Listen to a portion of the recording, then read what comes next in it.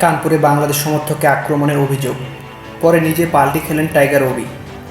হাসপাতালে নিয়ে যাওয়া হয় বাংলাদেশের ওই সমর্থককে। যদিও পুলিশের বক্তব্য ডিহাইড্রেশনের জন্য তিনি অসুস্থ হয়ে পড়েছেন।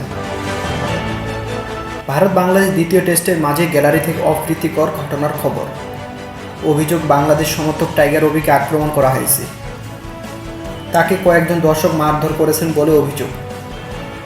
হাসপাতালে নিয়ে যাওয়া হয় তাকে, তবে পুলিশ থেকে সেই অভিযোগ অস্বীকার করা হয়েছে।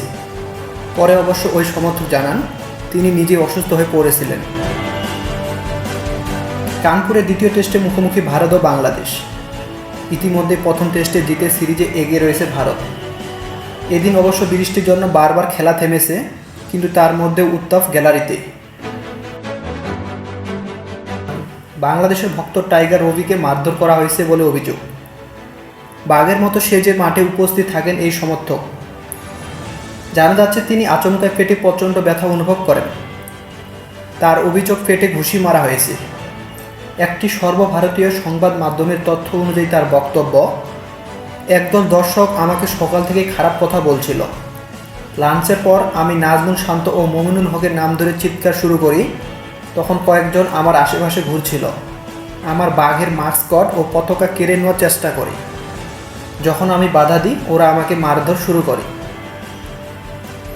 তবে ওখানে উপস্থিত এক পুলিশের বক্তব্য, ওই সমর্থক ডিহাইড্রেশনের কারণে অজ্ঞান হয়ে যান, কেউ তাকে মারধর করেননি। সেই সঙ্গে উত্তরপ্রদেশ ক্রিকেট অ্যাসোসিয়েশন থেকে জানানো হয় উনি পেটে ব্যথা অনুভব করছিলেন। অজ্ঞান হওয়ার পর পরিস্থিতি তৈরি হয়েছিল, তাকে বসার জন্য চেয়ার দেওয়া হয়। পরে নিজের অবস্থান থেকে সম্পূর্ণ পাল্টি খান রবি। তিনি বলেন, আমি অসুস্থ হয়ে পড়েছিলাম, পুলিশ আমাকে হাসপাতালে নিয়ে যায়, এখন অনেকটা ভালো আছি। স্টেডিয়ামে উপস্থিত এক পুলিশ তার প্রাথমিক চিকিৎসা করেন। ওই সমর্থককে হাসপাতালে নিয়ে যাওয়া হয়। তবে কর্তৃপক্ষ থেকে জানানো হয়, আমরা জানি না উনি কারো দ্বারা আক্রান্ত হয়েছে কি না। আমাদের এক কনস্টেবল গ্যালারিতে উপস্থিত ছিলেন ভক্তদের উপর নজর রাখার জন্য।